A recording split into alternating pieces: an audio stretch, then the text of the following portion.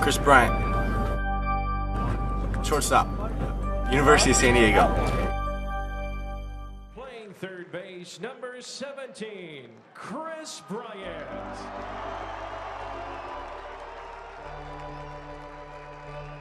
Hitting. Play is Kris Bryant. Towering blast. How far will it go? Off the board. Wow. Anything you can do, I can do better. How can a kid from Las Vegas, Nevada work his way to become one of the biggest superstars in the MLB? For someone who has always been undershadowed by the local teenage phenom Bryce Harper, Kris Bryant just never stopped working. From growing up and spending hours in the batting cage with his dad to always wanting to do better, he's always had that winning mentality.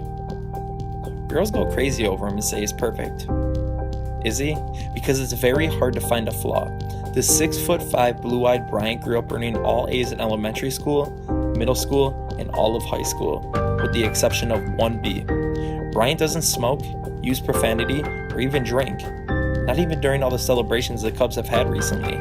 Cubs employees would just fill his glass up with apple juice. He told his teammates last year that if the Cubs did win the World Series, he would have his first sip of alcohol. Then it became a thing in the clubhouse that they have to win it for Kris.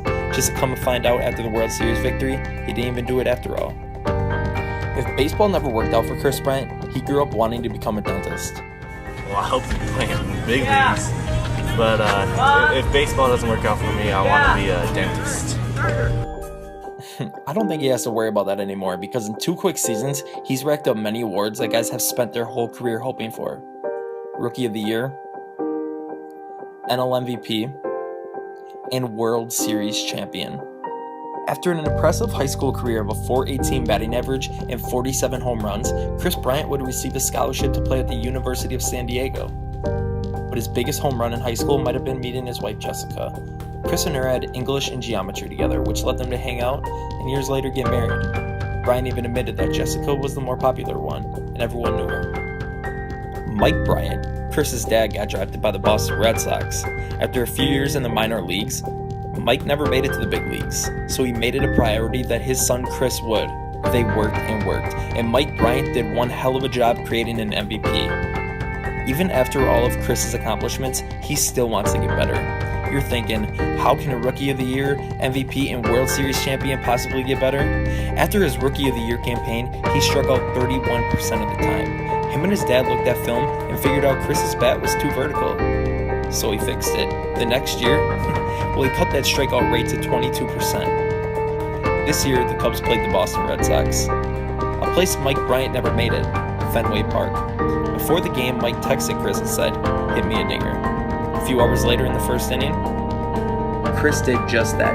He hit his dad a towering shot over the Green Monster, across the street, and it ended up landing on a parking ramp. A dinger. While crossing home plate, Kris pointed to his dad, and that's a moment they'll never forget.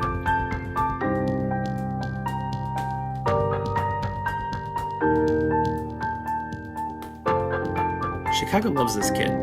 Bryant is the perfect poster boy of the Chicago Cubs. After just turning 25, Kris has turned himself into the face of the franchise and a face of the MLB. He's on path to become one of the greatest athletes the Cubs have ever seen. Scary thing is, he's just getting better each year. The bleachers, get ready. The Burzo Souvenir Company is open and Kris has a bunch of home runs to hit. Sit back and enjoy watching Kris Bryant play. This talent doesn't come by often.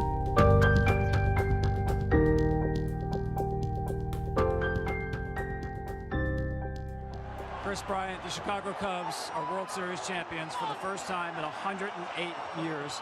How does that sound? It's the best thing I've ever heard.